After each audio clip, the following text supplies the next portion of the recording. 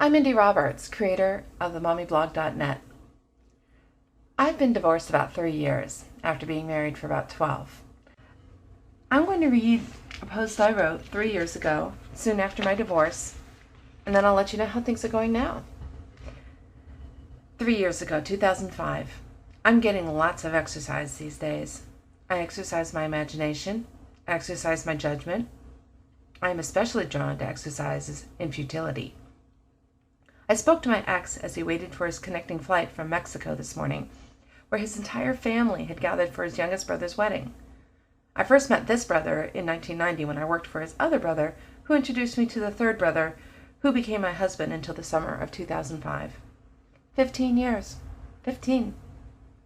That's my answer when people ask me why I care, or whether I care I'm included in family celebrations. That's when I say, when asked if I keep in touch, and if I still like being around them. How can I not? They were mother, father, sister, brothers, nephews, and niece to me for 15 years. How do you turn that off? Well, an inner voice says, you did decide to end it. You chose not to continue being married. You can't have expected them to be happy and understanding and welcoming about it. You're out.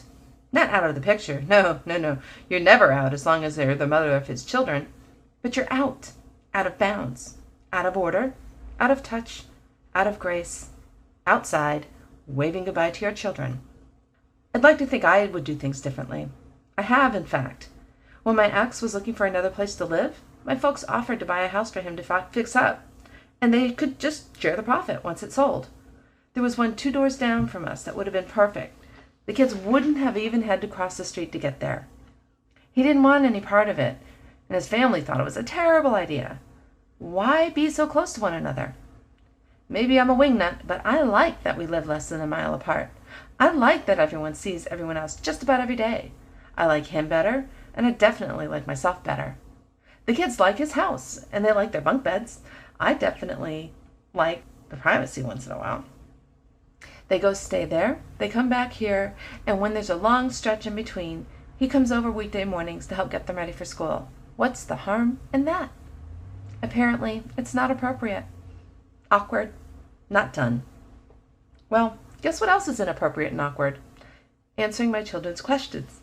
Why aren't you coming with us on our visit, Mama? I'm dreading the day they realize that I'm not welcome with his family anymore. They will begin to wonder what's wrong with me, or with them. When I was a child, I wondered why the two families couldn't just try to be nice to one another as a gift to us. I hated not having shared memories. There were just mommy memories and daddy memories. I don't remember asking my parents those questions, but I'm sure I did. I'm not sure there are any good answers. Lately, I've been saying simply, you'll have to ask Daddy, sweetheart. I'm just not going to get exercised about it anymore.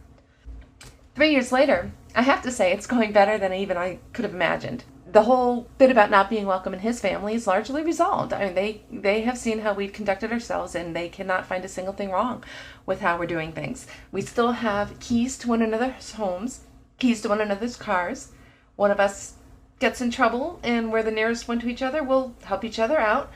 We still share one bank account for child support.